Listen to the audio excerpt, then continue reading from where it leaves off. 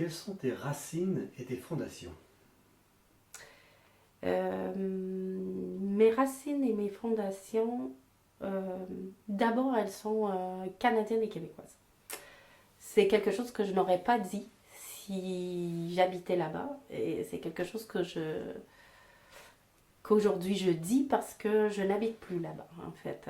Donc, elles sont d'abord là et elles, et elles teintent ce que je suis, en fait. Fondamentalement, l'éducation étant un peu différente, euh, c'est quelque chose que j'ai envie de revendiquer un peu aujourd'hui quand même. Après, les fondations et mes racines, elles sont familiales, beaucoup. Moi, je viens d'une famille très soudée et très forte et qui, quand j'étais jeune, était un vrai refuge ou cocon. Et du coup, c'est encore un ancrage très fort pour moi. Oui, je viens de la ville de Québec même.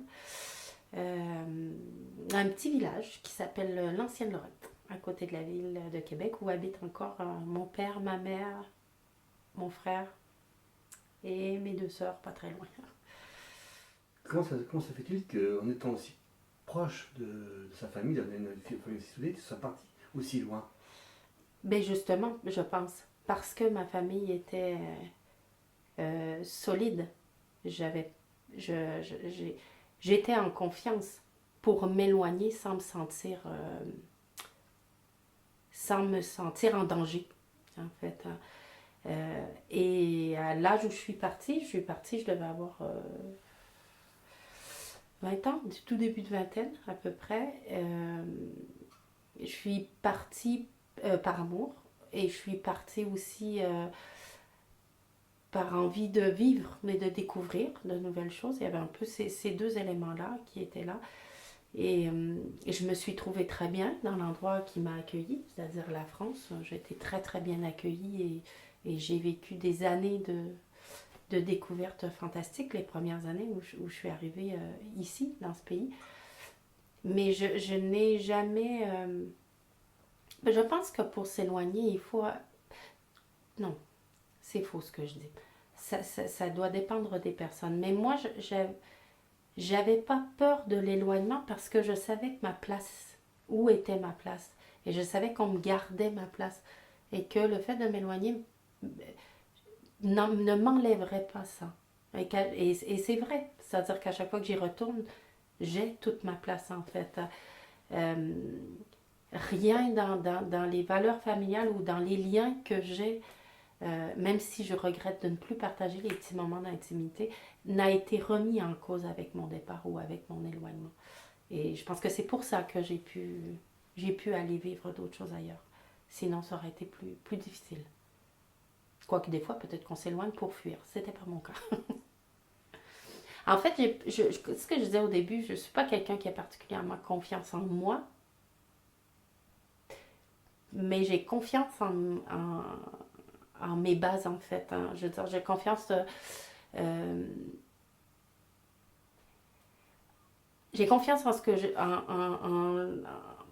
mon noyau familial, mes racines, en tout cas, j'ai eu assez confiance pour pouvoir m'éloigner un peu de tout, de m'éloigner et revenir, et m'éloigner et revenir, en fait. Et aller voir un petit peu ailleurs comment les choses étaient. Et je me questionne beaucoup sur plein de choses, c'est-à-dire que je disais en début d'interview que le regret, c'est cette intimité que je n'ai plus. Mais aujourd'hui, je sais très bien que retourner au Canada n'est pas retourner dans mon enfance. Peut-être cette part des choses-là, je la fais très bien. Je veux dire, mes parents n'ont plus l'âge qu'ils avaient. Mes frères et sœurs ont leur cercle de famille. Moi, si je retourne là-bas, je ne retourne pas dans mon monde idéal d'enfance. Ça veut donc dire que c'est une déchirure, mais c'est une déchirure qui n'implique plus que moi, qui implique mon mari, qui implique mes deux enfants.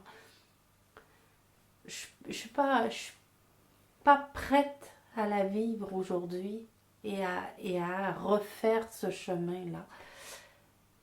Mais la porte est ouverte. Peut-être qu'un jour, je ne sais pas quel choix ils feront, eux, plus tard. Mais je ne sais pas quel choix je ferai plus tard, mais la porte est ouverte. Si j'ai envie d'y retourner, je ne ferme aucune porte. Voilà. Qu'est-ce que tu peux nous dire de tes parents? Que ce sont des gens formidables. Déjà, ça c'est la première chose que je peux dire. Ce sont des gens aimants. J'ai un papa très éduqué qui a exercé des fonctions dans les ministères au Québec relativement sérieuses. C'est une personne très calme, très posée et très à l'écoute. Et qui a une histoire avec la France aussi, mais j'en reparlerai juste après. Et j'ai une maman pilier de famille, une maman qui n'a pas travaillé pendant une partie de sa vie, qui est retournée au travail quand nous étions fin d'adolescence, début de l'âge adulte pour les uns et les autres, mais qui était vraiment le centre de la famille, qui était très, comment dire, qui faisait vivre, qui était vraiment le cœur de la famille, qui faisait vivre tous les événements familiaux. Et j'ai des parents qui ont une histoire aussi, un papa qui a une histoire avec la France en fait, puisque mes parents sont venus habiter ici quand j'étais toute petite. Je devais avoir 1 an ou 2 à peu près. Et il était venu faire l'ENA ici pendant quelques temps. Ils sont retournés au Canada, ils ont habité 1 an en France et j'ai mon papa toujours, son papa est décédé et est enterré en France en fait. Son papa lui est mort, mon grand-père est mort quand mon père avait 5 ans, très très jeune, donc il a perdu son papa très très jeune. Et il est mort dans un accident d'avion en 1950 en faisant un pèlerinage à Rome. En retour de ce pèlerinage, ça s'appelle la tragédie de l'Obiu. Et il est mort dans un accident d'avion dans les Alpes et aujourd'hui il est enterré là-bas. Donc mon grand-père paternel est enterré en France. Qu'est-ce que tu as appris de tes parents? Les valeurs familiales. Qu'est-ce que j'ai appris de mes parents? L'importance de la réalisation personnelle, je pense aussi. L'amour, beaucoup. Beaucoup, beaucoup, ouais. Vraiment. Et la solidarité. Et toi, quel enfant tu étais? Moi, j'étais l'enfant turbulent. Ce qui paraît pas aujourd'hui. Mais j'étais l'enfant turbulent. Moi, j'étais la deuxième. On est une fratrie de 4. J'ai une sœur plus âgée. Moi, je suis en deuxième. Un frère plus jeune et une petite sœur qui était le bébé de la famille.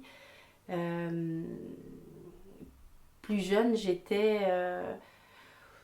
l'enfant qui bougeait, j'étais l'enfant toujours dehors, j'étais l'enfant avec tous les amis, j'étais l'enfant turbulent, très, très discipliné en ce sens où j'étais pas un enfant, j'étais pas une enfant désobéissante du tout. J'étais une enfant remuante, mais pas désobéissante et très scolaire. Et à l'époque, jusqu'à l'adolescence, je te demandais, quels étaient tes rêves? Je rêvais de grands espaces, de nature, d'environnement et d'aventure aussi pas mal. D'aventure et de voyage. J'avais déjà peut-être un petit œil ailleurs quand j'étais plus jeune. J'avais envie de découvrir de nouvelles choses en permanence, de découvrir le monde autour de moi. Est-ce que j'avais des rêves de métier? Je me rappelle pas tellement. C'est pas ça qui me marque beaucoup, c'est plus des envies d'aller voir ailleurs un peu. Tu as évoqué tes frères et sœurs. Quels étaient et quels sont tes rapports avec eux? Ils sont excellents. J'ai des frères et j'ai un frère et 2 sœurs qui sont vraiment des personnes géniales, vraiment. J'ai une grande sœur qui est avec laquelle je partage beaucoup de choses. C'est avec elle que j'ai grandi. On a entre ma grande sœur et ma plus jeune sœur, il y a 7 ans d'écart. Et moi, je suis très proche en âge. On a à peu près 18 mois d'écart avec ma grande sœur. Et c'est avec elle que j'ai fait toute mon enfance. C'est avec elle que je me suis construite. C'est avec elle que je partage le plus de souvenirs. On a cette proximité qu'ont les vieux amis, des fois. Cette proximité qui vient de tout cet ensemble de souvenirs partagés. J'en partage avec mon frère et ma plus jeune sœur aussi, mais avec elle, ça revient aux petites choses dont je parlais tout à l'heure. C'est avec elle que quand on, par exemple, quand on était au chalet, quand on était plus jeune, c'est avec elle que je partageais ma chambre, c'est avec elle que je partageais mon lit, donc c'est avec elle que je partageais tous les petits moments d'intimité. Donc c'est vraiment celle avec lesquelles j'ai le plus de souvenirs construits. Après, ils sont tous les trois très bienveillants, en fait, très, très ouverts. Mon frère est un autodidacte incroyable, en fait. Vraiment quelqu'un qui est un musicien, informaticien, très talentueux, très peu scolaire, mais très talentueux, très autodidacte. Et ma plus jeune sœur, qui est venue cet été, ici, nous voir en France, a 5 enfants. Et c'est une tornade. C'est un vent de fraîcheur. Voilà. Donc, j'ai cette chance de m'entendre très bien avec chacun d'entre eux et de partager des choses différentes avec chacun d'entre eux. Et ils s'entendent tous aussi très bien. Il n'y a pas de tension, en fait, entre mes frères, mais même entre eux. C'est assez sympathique. Tu es la seule à être partie du cocon familial? Oui. Ouais. La seule à être partie. C'est pas tout à fait vrai, en fait, ce que je dis. J'ai mes 2 sœurs qui habitent très proche de chez mes parents. Mon frère aussi habite très proche de chez mes parents, mais il a un travail qui l'amène à partager son temps entre la ville de Québec et la ville de Fermont, qui est à 6 heures de route quand même, qui est sur la côte nord. Donc, il passe la moitié de son année à peu près dans les contrées lointaines, perdues du nord du Québec. Durant ta scolarité, quel élève tu étais? J'étais une élève, comment dire, disciplinée. J'étais un enfant scolaire. Le milieu scolaire me convenait bien.